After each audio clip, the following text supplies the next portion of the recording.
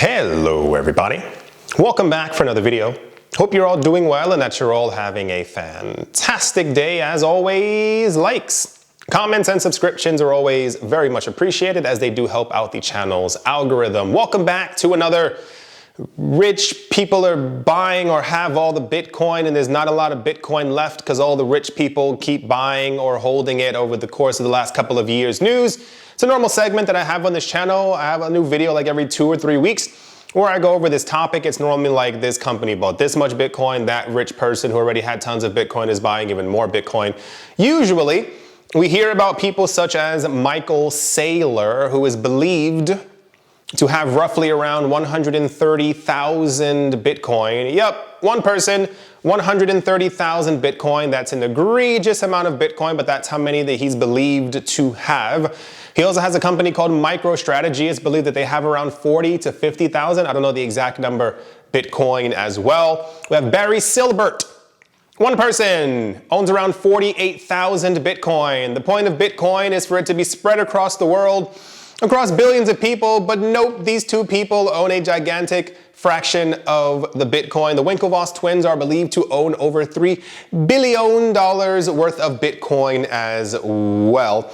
A lot of times, a lot of people do forget that during the course of this crypto revolution, that governments are actually paying attention as well. Years ago especially, a lot of people didn't really understand the fact that with crypto having value, that governments might also want some as well. So the entire idea for a number of years was, governments aren't into crypto. Why would they be? It's decentralized. They would never do such a thing. Governments are only concerned with fiat and paper currencies. They would never blah, blah, blah, blah, blah. And that's the news that we got until it was completely proven wrong like hundreds of thousands of times. It is believed that the country that is above South Korea, yep, that one, that they have in their possession, it is all believed to be stolen, roughly around $100 million worth of Bitcoin. You can look it up, you can Google it. This was a major topic in 2017 and 2018. And this is also a portion of the reason why we saw so many people talking about regulations in the space, is because a lot of countries who are under sanctions realized that an easy way for them to get around such events is by actually using Bitcoin themselves. There are 5 countries that we've heard from since 2019 who are actually believed to be not only Bitcoin holders, but also Bitcoin users. Iran is one of them. You can find the news, I believe it's from sometime this year, that they actually did a transaction with another country where they were trading back and forth, and it was in Bitcoin. I think it was $10 million worth of Bitcoin. So there are, not segueing from the topic, but there are a number of countries on the planet who are actually using Bitcoin as a currency. You never thought you would see the day, and alas, here you are. All you need is a little sprinkle of sanctions and you can't do X, Y, and Z with your own money, and this is what ends up happening often in the news, but nowhere near the top coins in the ranking is El Salvador. They have 2,381 Bitcoin. Not a small amount, but also not the 130,000. But should Bitcoin at some point in the future ever hit $1 million per coin, they're going to be one of the richest countries on the planet.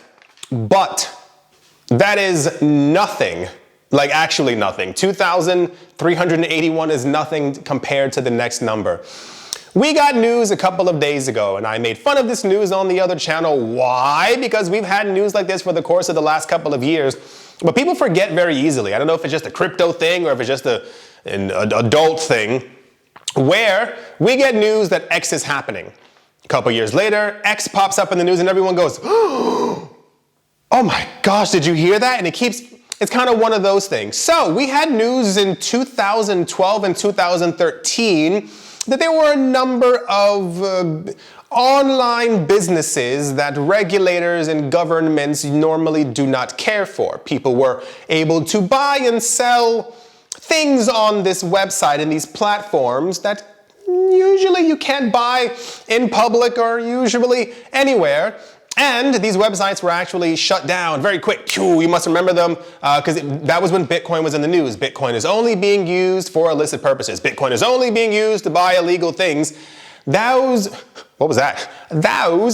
Bitcoin were actually confiscated by the US government. Yeah, people forget that part. And they were actually having auctions a couple of years ago, but they kind of stopped, where any Bitcoin that they confiscated was actually then being resold back into the market because the government maybe didn't want them, maybe they got a high enough price or deal or value for whatever the actual case might have been.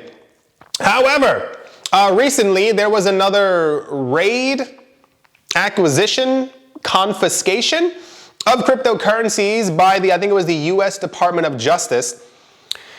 The United States of America now holds and therefore owns 214,000 Bitcoin. That is more than 1% of all the Bitcoin on the planet. Crazy, right? Yeah, I know. See, the really weird part is it's actually more than 1% because there's estimated to be anywhere between 5 to 6 million Bitcoin lost and gone forever. These are the people who got into Bitcoin in 2010, 2011, 2012, 2013. Either they forgot their password, it's lost somewhere, it was on a hard drive, you name it, every single scenario has actually taken place. I found this news quite interesting because it goes completely against the idea of what we were talking about earlier, where people like the US government would never, governments would never. No, I think governments have completely paid attention to exactly what's going on. If you paid attention over the last couple of years, with all the banks and institutions who are getting into the cryptocurrency space, many of them have told us, or some of the news was leaked per se, that Bitcoin's price is one day, based on the halving and a bunch of other things, actually going to $300,000, maybe even $500,000. We're getting a lot of estimates by the year 2032 for a $1 million Bitcoin. I feel like as a government, I would be doing anything that I could to make sure that I acquire as much of this fancy new digital money that I could. But what if I didn't want to mine it? What if I didn't want to, I would just call things illegal and then I would raid the places who are selling the things that I call illegal and then I would take their Bitcoin instead. That seems like a really good way to do it. It seems like an actual clean-cut way to be able to figure out how to get some Bitcoin. Yeah, unsurprisingly, if we one day reach this world where Bitcoin is worth hundreds of thousands and or millions of dollars, you'll know who the largest Bitcoin holders will be. It seems completely logical. We've also heard a lot of times there are tons of countries who are also mining Bitcoin. That's a very big thing. Why do you think they're mining Bitcoin? It's almost like they know something is happening.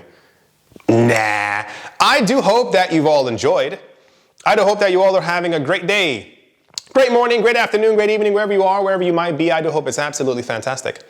Thank you all once again for watching, listening, commenting, and or supporting, and I will most certainly be talking to you all soon. See you.